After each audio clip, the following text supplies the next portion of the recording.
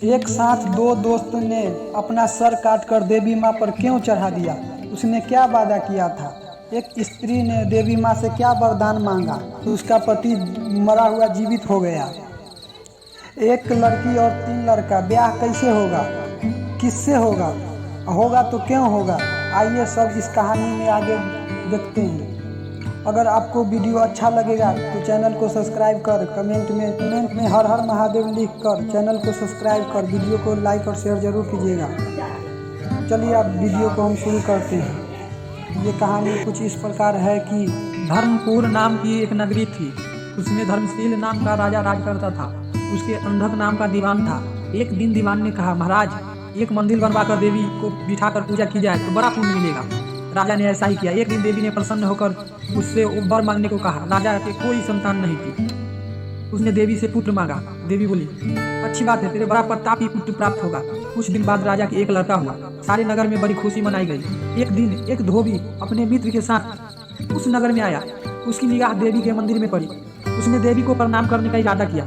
उसी समय उसे एक धोबी की लड़की दिखाई दी जो अत्यंत सुंदर थी। उसे देखकर वो उससे मोहित हो गया और इतना पागल हो गया कि उसने मंदिर में जाकर देवी माँ से प्रार्थना करने लगा और कहा, हे देवी माँ, यह लड़की अगर मुझे मिल जाए तो मैं अपना शीश काट कर तुझ पर चढ़ा दूंगा। इसके बाद वह हर घड़ी बेचैन रहने लगा।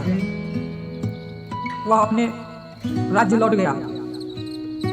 अपने बेटे की उसने मित्र ने अपने पिता से सारा हाल कहा उसके मित्र ने, और अपने बेटे की यह हालत देखकर वह लड़की के पिता के पास गया और उसे अनुरोध करने पर दोनों का विवाह हो गया। विवाह के कुछ दिन बाद लड़की के पिता के यहाँ उत्सव हुआ। उसमें शामिल होने के लिए न्योता आया। मित्र को साथ लेकर वो लड़का दोनों चले। रास्ते में उसी देवी का मंदिर पड़ा जिस मंदिर में लड़के ने अपने देवी माँ को शीश चढ़ाने का वादा किया था। उसका अपना वादा याद आ गया। उसने मित्र और स्त्री को थोड़ी देर मंदिर के बाहर ही रुकने को कहा और स्वयं जाकर देवी को प्रणाम कर इतना जोर से तलवार मारी कि उसका सिर धड़ से अलग हो गया। बहुत देर के बाद जब उसका दोस्त नहीं आया तो उसका दोस्त भी मंदिर के अंदर गया तो देखता है कि क्या उसके मित्र का सिर धड़ से अलग है। उसने मन ही मन सोचा कि यह दुनिया बहुत बुरी है। कोई यह नहीं समझेगा कि उसने अपने आप सिर चढ़ाया है। कोई नहीं समझेगा कि वो अपने आप मर गया है। सब यही कहेंगे कि इसकी सुंदर स्त्री को हड़पने के लिए दोस्त ने ही इसकी गर्दन काट दी। इससे कहीं मर जाना ही अच्छा है। उसका दोस्त ने यह सोचकर तलवार लेकर अपनी गर्दन उड़ा दी।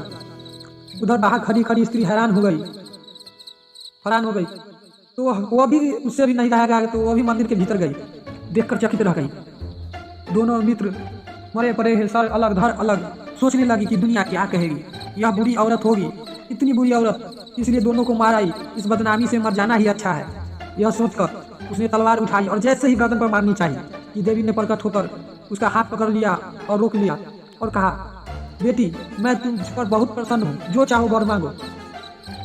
स्त्री शांत हुई और वो बोली, हे देवी माँ, इन दोनों को जिला दो।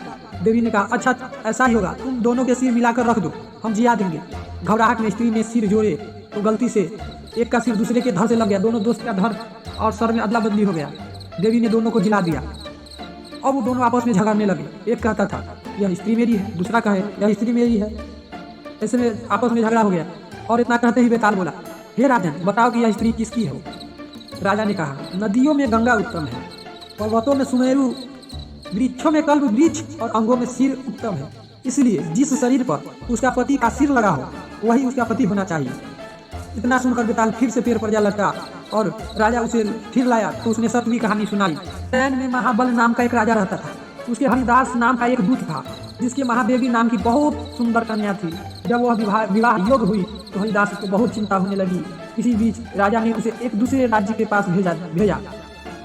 कई दिन चलकर हरिदास वहाँ पहुँचा। थके हारे राजा ने उसे बड़ी अच्छी तरह से वहाँ पहुँचा तो राजा ने उसे बहुत अच्छी तरह से रखा। एक दिन एक ब्राह्मण हरिदास के पास आया और बोला, तुम अपनी लड़की मुझे दे दो।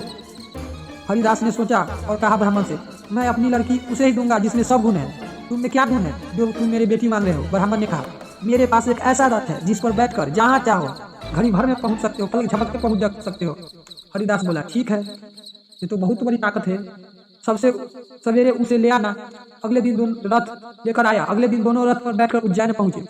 दैव योग से उससे पहले हरिदास का लड़का अपनी बहन को किसी दूसरे और हरिदास की स्त्री ने अपनी लड़की को किसी तीसरे को देने का वादा कर चुकी थी। इसी तरह 3 वर वहां इकट्ठे हो गए। हरिदास सोचने लगा कि कन्या एक है और वर 3, क्या करे, कैसे करे, कि अब क्या होगा।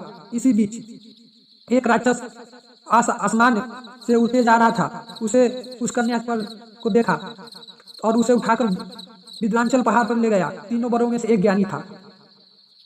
हरिदास ने उनसे पूछा तो उसने बता दिया, अपने ज्ञान का प्रयोग करके उसने बता दिया कि ये राक्षस लड़की को उड़ाकर विद्वांचल नामक पहाड़ पर ले गया है। दूसरे ने कहा, मेरे रथ पर बैठो, चलो तुरंत पहुंचा देंगे, जरा सी भी देरी में पहुंच जाएंगे। तीसरा बोला, मैं शब्द वेदी बत्तीर चलाना जानता हूँ, राक्षस को मार गिराऊंगा। वे सब रथ पर चढ़कर विद्वांचल पहुंच जाने की तैयारी की और पल भर में पहुंच गए। वहां जाकर राक्षस को मारकर लड़की को बचाया जाए, इतना कहकर बेताल बोला, हे राजन बताओ, वह लड़की उन तीनों में किसको मिलनी चाहिए? राजा ने कहा, जिसने राक्षस को मारा उसको मिलनी चाहिए, क्योंकि असली बेटा तो उसी ने दिखाई, बाकी दो तो बस मदद की। राजा का इतना कहना ही बेताल पेड़ पर जा लटका और राजा उसे लेकर आया तो रास्ते में बेताल ने फिर एक कहानी सुनाना शुरू किया। अगर आपको कहानी अच्छी लगी तो वीडियो को लाइक करें, शेयर करें, चैनल को सब्सक्राइब करें और कमेंट में बताएं कि अगला कहानी चाहिए, मुझे अगला कहानी सुनना है।